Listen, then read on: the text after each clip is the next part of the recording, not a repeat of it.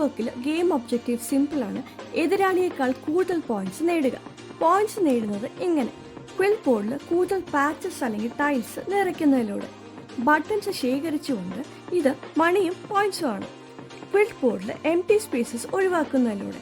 കാരണം ഗെയിം അവസാനിക്കുന്ന സമയത്ത് ഓരോ ഒഴിഞ്ഞ സ്ക്വയറിന് പോയിന്റ്സ് കുറയും.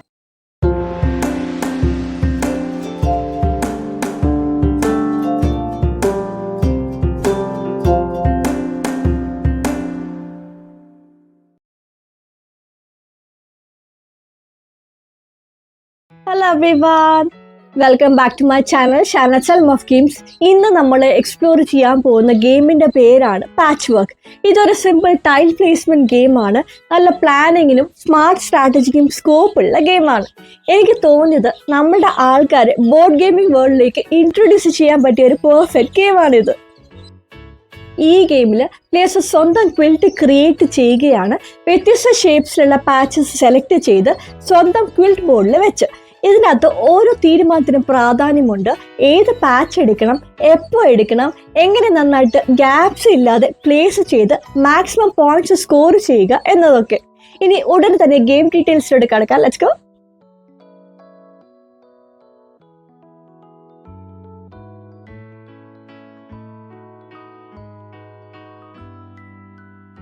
ആരംഭിക്കാൻ ഓരോ പ്ലെയറും ഒരു ക്വിൽറ്റ് ബോർഡും 5 ബട്ടൺസും എടുക്കും.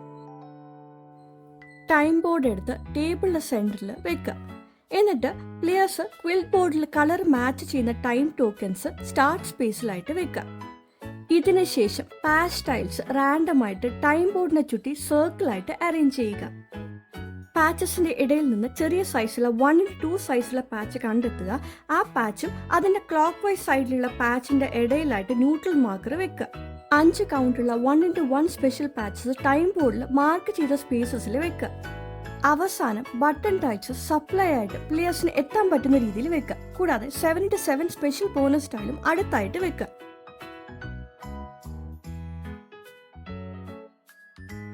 കഴിഞ്ഞ തവണ നീഡിൽ ഉപയോഗിച്ച പ്ലെയർ ആയിരിക്കും കളി തുടങ്ങുന്നത്.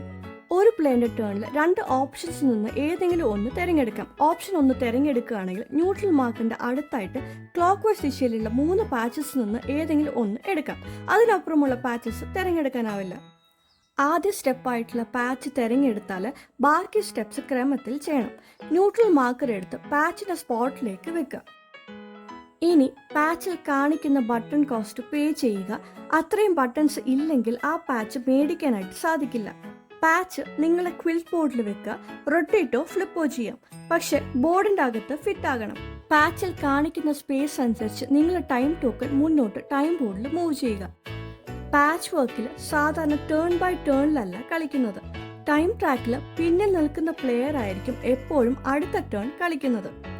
2 പ്ലെയേഴ്സും ടൈം ട്രാക്കിൽ ഒരേ സ്പേസിൽ ആണെങ്കിൽ മുകളിലായിട്ട് കാണുന്ന ടോക്കനുള്ള പ്ലെയറിനായിരിക്കും ടേൺ ലഭിക്കുന്നത്. അതിനാൽ ചിലപ്പോൾ ഒരു പ്ലെയറിന് തന്നെ തുടർച്ചയായിട്ട് ഒന്നിലധികം ടേൺസ് ലഭിക്കാം. ഓപ്ഷൻ 2 വഴി ഒരു പാച്ച് വാങ്ങുന്നതിന് പകരം നിങ്ങൾക്ക് നിങ്ങളുടെ ടൈം ടോക്കൺ മുന്നോട്ട് നീക്കി എതിരാളിയുടെ ടൈം ടോക്കന്റെ മുന്നിലുള്ള സ്പേസിൽ നിർത്താം. അങ്ങനെ നീങ്ങിയ ഓരോ സ്പേസിനും ഒരു ബട്ടൺ വീതം നിങ്ങൾക്ക് ലഭിക്കും. പാച്ച് വാങ്ങാൻ വേണ്ടത്ര ബട്ടൺസ് ഇല്ലെങ്കിൽ അല്ലെങ്കിൽ ലഭ്യമായ 3 പാച്ചസും നിങ്ങളെ ക്വിൽറ്റ് ബോർഡിൽ ഫിറ്റ് ആകുന്നില്ലെങ്കിലാണ് ഈ ഓപ്ഷൻ ഉപയോഗിക്കുന്നത്. ഇത്തരം സാഹചര്യങ്ങളിൽ നിങ്ങൾക്ക് മുന്നോട്ട് നീങ്ങി ബട്ടൺസ് സമ്പാദിച്ച് അടുത്ത ടേൺസിൽ നല്ല പാച്ച് ഓപ്ഷൻസ് വരുന്നത് വരെ കാത്തിരിക്കാം. പാച്ച് വെക്കുമ്പോൾ മുഴുവനായിട്ടും 9x9 ക്വിൽറ്റ് ബോർഡിൽ ഫിറ്റ് ആകണം. പാച്ചിനെ റൊട്ടേറ്റോ ഫ്ലിപ്പോ ചെയ്യാം. ഒരു പാച്ച് മറ്റൊരു പാച്ചിനെ മൂടുന്ന രീതിയിൽ വെക്കാൻ പാടില്ല. ടേൺ കഴിഞ്ഞ ശേഷം പാച്ചിന്റെ സ്ഥാനം മാറ്റാനായിട്ട് പാടില്ല.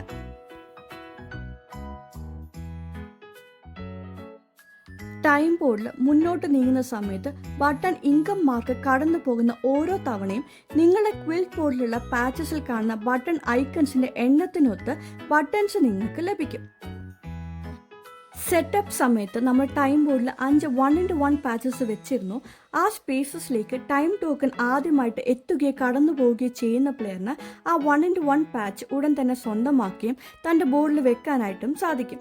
ഇവ വളരെ സഹായകരമാണ്, കാരണം വലിയ പാച്ചസ് ഫിറ്റ് ആകാത്ത സിംഗിൾ സ്ക്വയർ ഗ്യാപ്സിൽ ഇവ ഉപയോഗിച്ച് ഫിൽ ചെയ്യാനായിട്ട് സാധിക്കും.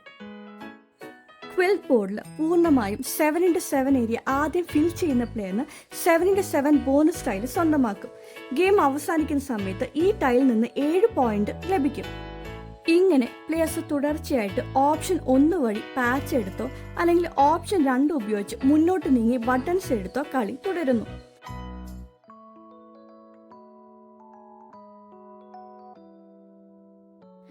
ഇവിടെ ലഭ്യമായ അടുത്ത 3 പാച്ചസും ക്വിൽറ്റ് ബോർഡ് ഫിറ്റ് ആകാത്തതിനാൽ പ്ലേയേഴ്സ് ഓപ്ഷൻ 2 തിരഞ്ഞെടുത്ത് ടൈം ട്രാക്കിൽ മുന്നോട്ട് നീങ്ങി ബട്ടൺസ് എടുക്കുന്നു.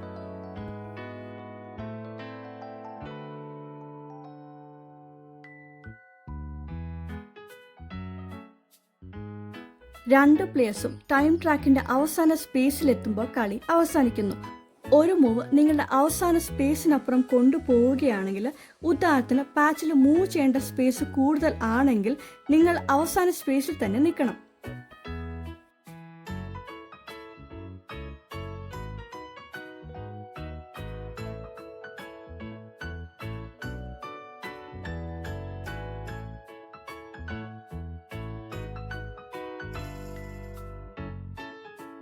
സ്കോറിങ്ങിന് വേണ്ടി നിങ്ങളുടെ കയ്യിലുള്ള ബട്ടൺസ് ആദ്യം എണ്ണുക. 7x7 ബോണസ് സ്റ്റൈൽ ഉണ്ടെങ്കിൽ 7 പോയിന്റ്സ് ആഡ് ചെയ്യുക. ക്വിൽറ്റ് ബോർഡിൽ ശേഷിക്കുന്ന ഓരോ എംപ്റ്റി സ്ക്വയറിനും -2 പോയിന്റ്സ് കുറയ്ക്കുക.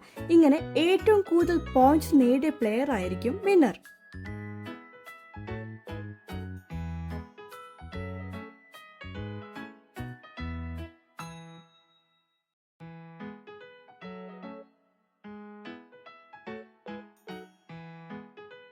ാണ് പാച്ച് വർക്ക് എന്ന് പറയുന്ന ഗെയിം കളിക്കുന്നത്.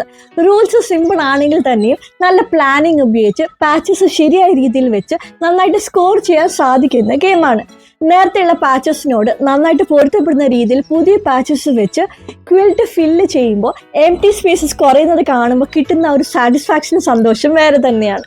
നിങ്ങൾക്ക് ഈ വീഡിയോ യൂസ്ഫുൾ ആയിട്ട് തോന്നിയിട്ടുണ്ടെങ്കിൽ ഒന്ന് ലൈക്ക്, ഷെയർ, സബ്സ്ക്രൈബ് ചെയ്യുക. Happy game folks. Good by.